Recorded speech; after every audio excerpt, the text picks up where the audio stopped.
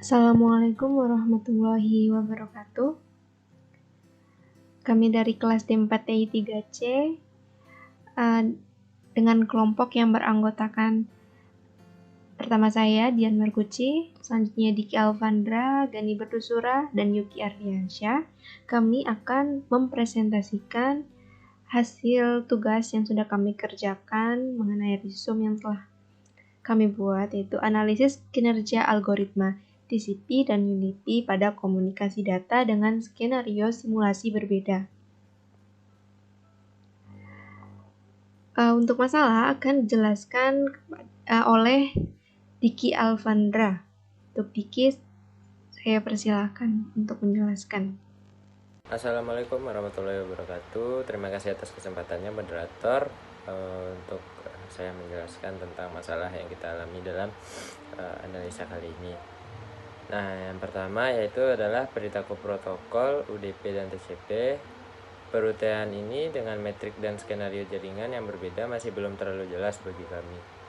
Nah, yang kedua itu sulitnya sistem kontrol terdistribusi untuk mengontrol komunikasi data yang besar dalam sistem operasi berkecepatan tinggi. Mungkin sekian dari saya kembalikan lagi ke moderator. Assalamualaikum warahmatullahi wabarakatuh. Baik, terima kasih Diki. Selanjutnya tujuan akan disampaikan oleh Yuki Ardiansyah. Untuk Yuki, saya persilakan untuk menjelaskan.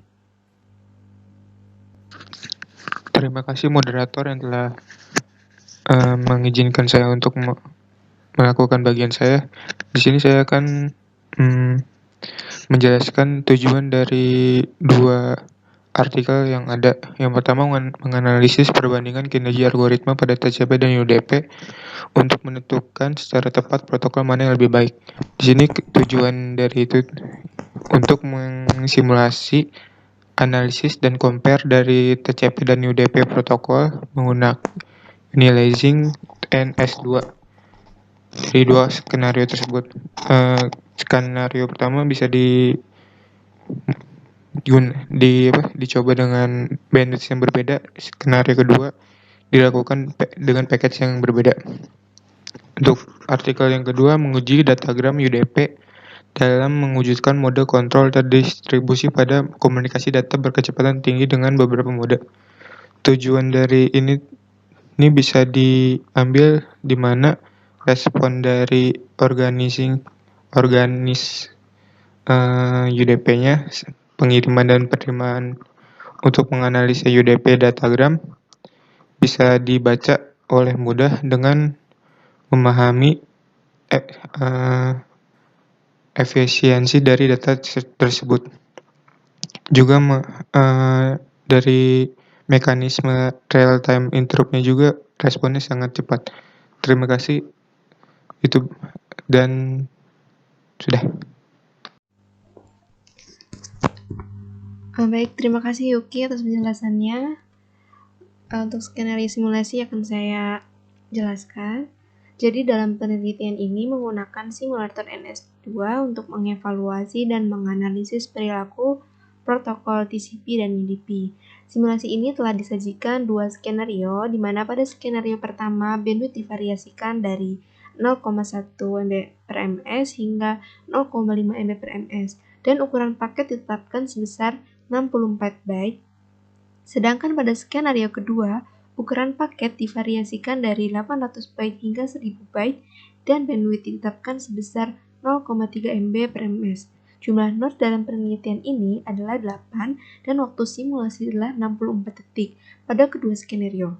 Metrik perilaku jaringan antara UDP dan TCP yang digunakan untuk perhitungan simulasi ini yaitu ada PDR, average throughput, end-to-end delay, and PL. Oke, baik, untuk simulasi akan saya jelaskan lagi. Dapat dilihat untuk gambar yang pertama ada average throughput, di mana pada berdasarkan hasil yang diperoleh untuk skenario pertama, kinerja kedua protokol sudah jauh berbeda satu sama lain, di mana dilihat pada garis biru itu TCP dan garis merah itu UDP, di mana TCP telah mencapai 700,71 throughput dan UDP telah mencapai 687,1 yang berarti TCP menerima data lebih banyak dibanding UDP.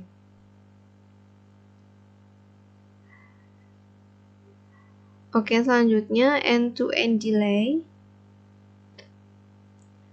Gambar yang menunjukkan perilaku protokol dalam end-to-end delay ini, di mana TCP telah mencapai delay end-to-end rata-rata 0,62018 detik dan UDP telah mencapai 0,98376 detik. Jelas tidak ada perbedaan besar di antara keduanya dalam penundaan end-to-end delay.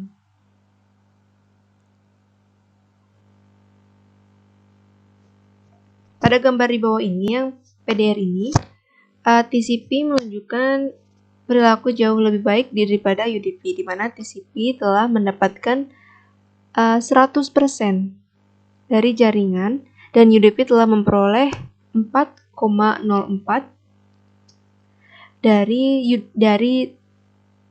PDR. Yaitu paket loss atau tadi yang disingkat PL. TCP memiliki 0% dari PL dan UDP memiliki 95,96 seperti yang ditunjukkan pada gambar paket loss.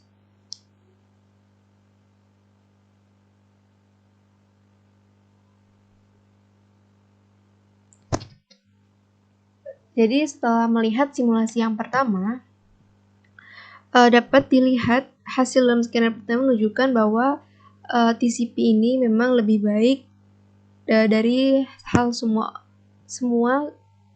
ukuran kinerja. Oke, selanjutnya gambar untuk simulasi 2. Untuk yang pertama ada average throughput, di mana pada skenario kedua telah digunakan ukuran paket yang berbeda pada kedua protokol. Hasil penelitian menunjukkan bahwa perilaku TCP mengungguli perilaku UDP.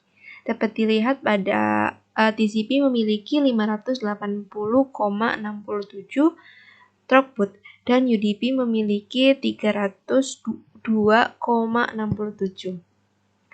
Untuk kinerja protokol dalam penundaan rata-rata end-to-end, dapat dilihat bahwa TCP mencapai 0,93883 detik dan UDP telah mencapai 2,84602 detik. Dengan demikian, kinerja TCP itu lebih cepat dibandingkan UDP dalam mengirim dan menerima data. Untuk selanjutnya yaitu yang PDR. Jadi kinerja TCP juga ini mengungguli UDP, di mana pada PDR ini dapat dilihat ya mencapai 95,7 sedangkan UDP mencapai 3 untuk PDR. Kemudian yang paket loss, dilihat di ilustrasi gambar, TCP telah mencapai 4,74 dari PL paket loss dan UDP telah mencapai 97 nilai PL. Dari kedua skenario ini juga dari skenario kedua ini juga dapat dilihat bahwa TCP memang lebih unggul dibanding UDP dari hal semua kinerja. Untuk sistem terdistribusi mengakses memori dual port melalui protokol TCP atau IP akan dijelaskan oleh Gani Sura. Untuk Gani, saya persilakan untuk menjelaskan. Selanjutnya dalam artikel berikut yaitu Using UDP Datagram to Realize a Distributed Control Mode at High Speed Data Communication menjelaskan tentang bagaimana mewujudkan mode kontrol terdistribusi di komunikasi data berkecepatan tinggi dengan beberapa cara sebagai berikut. Yang pertama, terdistribusi atau mengakses memori dual port melalui protokol TCP atau IP di mana untuk mengakses memori port berganda melalui protokol TCP atau IP digambarkan sebagai sebuah mekanisme komunikasi dengan inti setiap node dilengkapi dengan jumlah memori port ganda, di mana semua itu bisa diakses dengan CPU node lokal dan juga dapat langsung dibaca maupun ditulis oleh node CPU melalui modul jaringan protokol TCP ataupun IP. Nah, dari 3 hal tersebut ada yang harus diperhatikan. Yang pertama adalah fungsi. Di fungsi sendiri menerima datagram UDP melalui transmisi jaringan, menganalisis dan menciptakan alamat data. Kemudian tulis data ke dalam area memori. Alamat yang ditentukan dari RAM dual port tersebut akan memverifikasi setelah selesai. Jika ada data yang error, akan dikirimkan data informasi tentang keerroran ke pengirim. Kemudian yang kedua, permintaan interupsi dari CPU lokal. Kemudian yang ketiga adalah konten pada area memori akan ditentukan sebagai permintaan pengirim.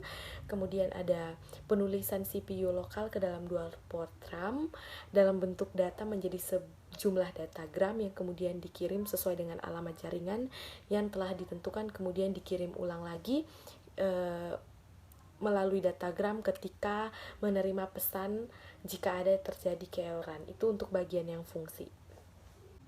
Lalu setelah ada fungsi ada yang namanya dengan struktur, di mana dengan struktur node ini akan menggunakan struktur modular yang sama pengecualiannya di CPU lokal, memori lokal, peralatan periferal lokal, kemudian komponen utama termasuk peralatan seperti memori port ganda, kontrol komunikasi, ada jaringan yang berbeda dari setiap node kontrol yang akan diganti seperti gambar yang ada di samping.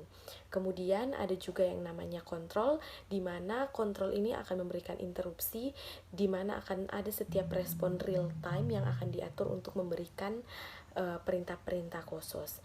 Itu untuk yang pertama. Yang berikut, yang kedua adalah kelayakan realisasi, yang bisa kita artikan sebagai sebuah instruksi di mana perintah yang dikirimkan ke node tujuan dapat dibaca, ditulis, diinterupsi, ditanggapi, dan sebagainya. Address yang menyediakan alamat yang dibutuhkan untuk menulis RAM ada di sini juga, maka dari itu karakteristiknya pun dibutuhkan dalam kelayakan nanti, dan hal ini patut untuk dicoba untuk mencoba data dalam kecepatan tinggi. Selanjutnya ada perbandingan dengan model jaringan memori yang reflektif. Ketika komputer manapun dapat menulis data pada papan memori data lokal, dan alamat memori akan sesuai dengan yang akan disiarkan pada semua papan memori reflektif lainnya secara online dan akan disimpan di lokasi yang sama, sehingga semua data yang ada pada CPU komputer baik secara online maupun tidak dapat mengakses data yang baru muncul di komputer nanti untuk penulisan yang akan disimpan di memori lokal nanti. Terima kasih kepada semua anggota yang sudah menjelaskan. Mohon maaf masih banyak kekurangan dalam presentasi ini. Sekian kiranya. Wassalamualaikum warahmatullahi wabarakatuh.